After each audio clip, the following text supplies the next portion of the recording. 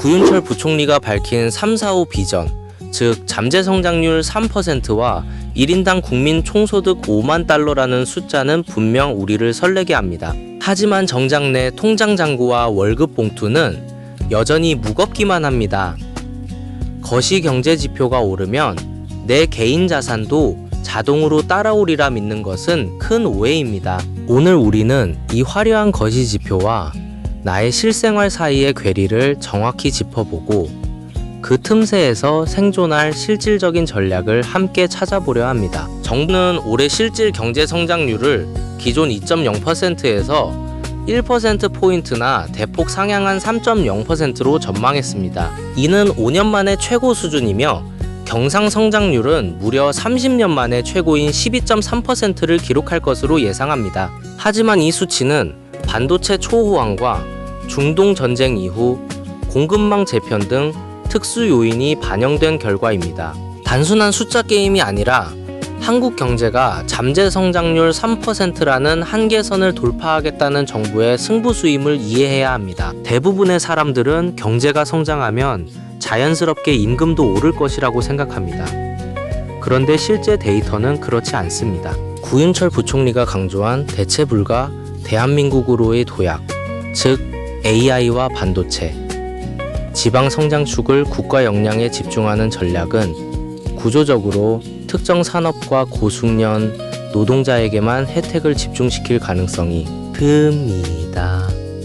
일반 제조업이나 서비스업 종사자의 임금이 따라잡지 못하는 양극화 성장이 발생할 수 있는 구조적 위험이 내포되어 있습니다. 그렇다면 지금 우리가 할 수 있는 건 뭐가 있을까요? 바로 내가 속한 산업이 3, 4, 5 비전의 수혜 산업인지 아니면 사각지대에 놓인 산업인지 진단하는 것입니다. 오늘 퇴근 후 내가 다니는 회사의 주요 거래처가 반도체, 2차전지, AI 관련 기업인지 혹은 전통적인 유통 소매업에 의존하는지 확인해 보세요. 수혜 산업군에 있다면 승용차 같은 보너스를 기대할 수 있지만 사각지대에 있다면 오히려 임금 동결이나 구조조정을 염두에 둔 이직 준비가 시급합니다. 정부가 제시한 3, 4, 5 비전의 핵심 중 하나는 종합형 국부펀드의 확대 개편과 3대 메가 프로젝트의 신속 추진입니다. 이는 국가 차원에서 자금을 집중 투입하겠다는 의지이지만 이는 장기적인 경제 체질 개선에 초점이 맞춰져 있습니다. 단기적으로 내 월급이 오르는 직접적인 메커니즘은 작동하지 않습니다. 오히려 정부 지출이 특정 프로젝트로 쏠리며 일반 소비재 물가는 여전히 높은 인플레이션 압력을 받을 수 있어 실질 구매력이 오히려 떨어질 수 있는 역설적 상황이 발생할 수 있습니다. 여기서 잠깐, 이걸 모르면 진짜 손해예요. 경상수지 흑자가 2,900억 달러에 달해 사상 최고치를 기록할 것이라는 전망은 우리에게 중요한 신호를 던집니다. 이는 수출 주도형 성장의 회복을 의미하지만 동시에 원화 가치가 강세로 유지될 가능성을 시사합니다. 원화가 강해지면 해외 자산이나 해외 여행을 즐기는 데는 유리하지만 국내 기업들의 수출 경쟁력은 상대적으로 약해질 수 있습니다. 내 자산의 분산 전략을 세울 때 이 원화 강세 요소를 반드시 고려해야 합니다. 흔히 경제 성장은 모든 사람에게 평등한 기회가 된다고 믿지만 실제 데이터는 이를 부정합니다. 구윤철 부총리가 언급한 중동전쟁 영향 관리와 AI 산업 경쟁 심화 속에서는 기술 격차가 곧 소득 격차로 직결됩니다.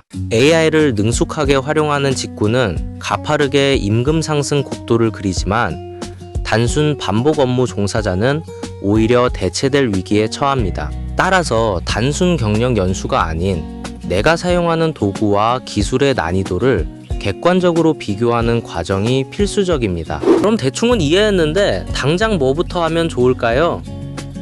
내 커리어 포트폴리오에 AI 활용 능력이라는 키워드를 추가하는 구체적인 행동을 취해야 합니다. 오늘 밤 내가 사용하는 업무용 소프트웨어 중 AI 기능을 지원하거나 AI 분석 리포트를 생성해주는 툴이 있는지 검색해 보세요. 만약 없다면 업무 효율을 높여주는 간단한 AI 챗봇 도구를 업무 환경에 도입해보는 것을 목표로 삼으세요.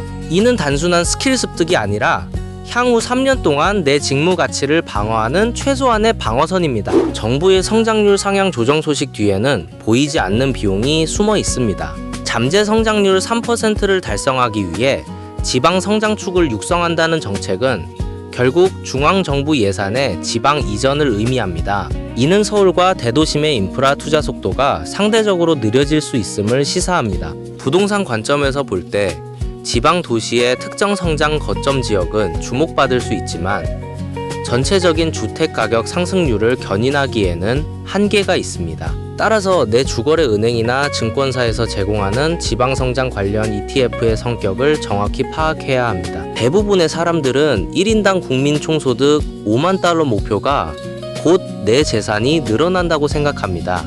하지만 G&I는 국내에서 벌어들인 소득뿐만 아니라 해외에서 벌어들인 소득도 포함하는 개념입니다.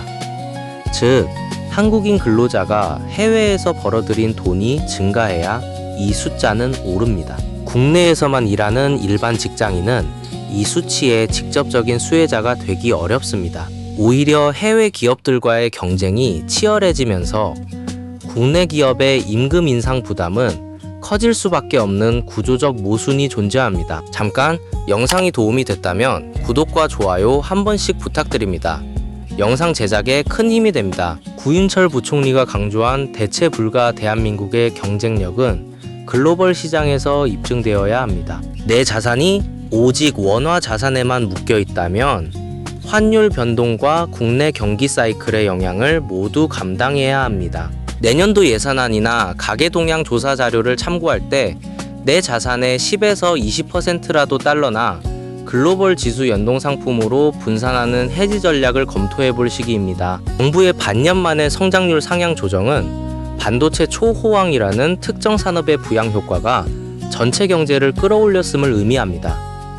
이는 산업별 양극화가 이미 진행 중임을 시사합니다. 만약 내가 반도체나 2차전지 관련 공급망에 종사하고 있다면 이는 호재일 수 있습니다. 하지만 다른 업종에 종사한다면 이 초호황이 내게 전달되는 시차는 최소 2에서 3년 이상 길어질 수 있습니다. 따라서 장기적인 관점에서 내 업종의 성장 주기를 정확히 진단하고 불확실성이 높은 기간에는 보수적인 현금 보유 비율을 유지하는 것이 현명합니다. 여기서 잠깐 이걸 모르면 진짜 손해예요. 구윤철 부총리가 언급한 좋은 흐름에 안주할 수만은 없다는 경고는 현재의 성장 모멘트가 일시적일 수 있음을 시사합니다. 중동 전쟁 이후 공급망 재편과 AI 경쟁 심화는 불확실성을 증폭시킵니다. 따라서 내 월급의 일부라도 긴급 자금으로 분리하여 유동성이 높은 예금이나 단기 채권 상품에 마련해 두세요. 이는 시장이 예상치 못한 충격을 받을 때 내가 당황해서 저가 매도하거나 부채를 지는 것을 막아주는 가장 강력한 방패가 됩니다. 345 비전의 마지막 목표인 수출 세계 4강 달성은 한국 경제의 생존 조건입니다. 하지만 이는 기업들의 생존 경쟁이지 개인의 직장이 보장되는 의미는 아닙니다. 오히려 수출 경쟁력 강화를 위해 인건비 절감 압력이 가해질 수 있습니다. 따라서 내가 속한 기업의 글로벌 경쟁력을 매년 점검해야 합니다. 기업이 수출 4강을 견인하는 핵심 기업인지 아니면 주변부 기업인지에 따라 내 커리어의 안정성은 완전히 달라집니다. 이는 정기적인 이력서 관리와 네트워킹 활동을 통해 외부 시장 가치를 꾸준히 확인해야 가능해집니다. 정부가 제시한 거시적 비전이 아무리 화려해도 나의 미시적 생활은 여전히 내 손에 달려 있습니다. 구윤철 부총리의 발언이 단순한 홍보 문구가 아니라 당신의 자산 관리와 커리어에 직접적인 영향을 미치는 실전 신호임을 기억하세요. 경제 지표의 변화는 느리게, 하지만 확실히 우리 삶의 터전을 바꿔놓습니다. 지금 이 순간 나의 위치를 정확히 파악하고 그 변화의 흐름에 편하거나 혹은 그 흐름을 피할 준비를 하는 것이 가장 현명한 태도입니다. 이제 우리는 거시경제의 흐름과 나의 실생활 사이의 괴리를 명확히 이해했습니다. 3, 4, 5 비전은 국가의 목표이지만 그 혜택을 누리기 위해서는 나의 전략이 달라져야 합니다. 오늘 밤 내가 다니는 회사의 산업군과 내 자산의 분산 상태를 한 번 더 점검해 보세요. 작은 변화가 당신의 내일을 확실히 바꿀 것입니다. 구독과 좋아요는 더 정확한 경제 정보를 함께 나누는 힘이 됩니다. 다음 영상에서 다시 만나요.